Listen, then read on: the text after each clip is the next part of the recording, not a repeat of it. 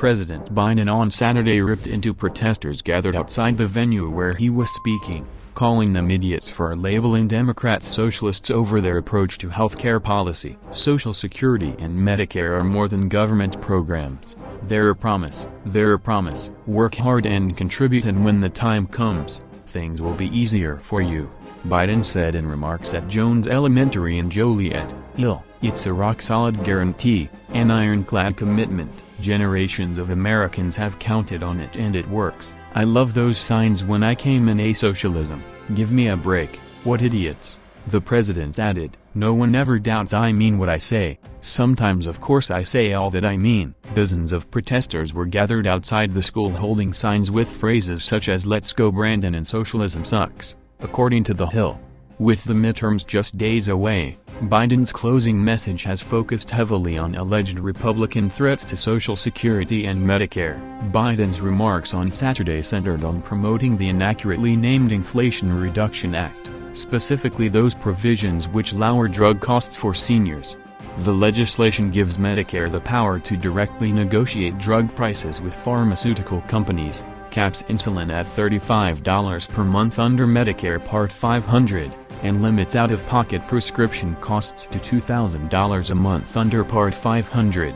Democrats have tried to sell the legislation as part of an effort to reduce inflation, but even Senator Bernie Sanders, a self-professed socialist, noted that the legislation was poorly named because it would fail to meaningfully target inflation. He ultimately voted for it. More on Joe Biden. Manchin blasts Biden's offensive and disgusting promise to shut down coal plants and worsen inflation. The policies responsible for the coming Democratic disaster. Biden vows to shut down coal plants all across America. According to the CBO and other economic organizations that study this bill, it will, in fact, have a minimal impact on inflation, Sanders said. Clearly, the inflation of today is pushing the average person even further behind. Biden on Saturday framed Republicans as obstructionists for rejecting a bill that would not achieve what it claimed to do. Every single Democrat in Congress voted for it, he said. Every single Republican voted against it. Biden lauded the Democratic congressional delegations and lawmakers like Massachusetts Senator Elizabeth Warren for fighting for the reforms.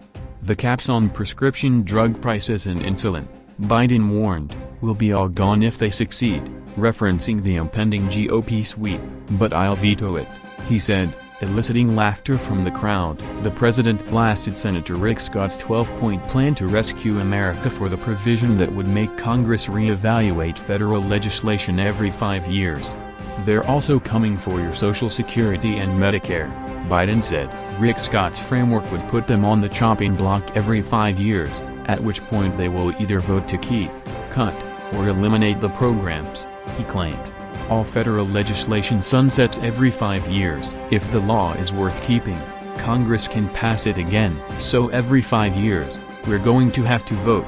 In other words, it goes out of existence if we don't vote to keep it, he said. Senator Ron Johnson is pitching an even more extreme timeline, Biden said. He thinks Social Security and Medicare should be on the chopping block every single year, he yelled. You've been paying for this your whole life. Now these guys want to take it away. Who the hell do they think they are? The GOP is also still intent on repealing the Affordable Care Act, he told the audience. At a speech at Union Station in Washington, D.C. on Wednesday, Biden urged a return to civility and decency in an attempt to lower the political temperature before the midterms. He condemned political violence and intimidation directed at either Republicans or Democrats. His call for calm came after a mentally ill conspiracy theorist broke into House Speaker Nancy Pelosi's San Francisco residence and violently attacked her husband with a hammer. Biden was joined at the rally by Democratic Senators Tammy Duckworth and Dick Durbin of Illinois and Representative Lauren Underwood, D. Ill.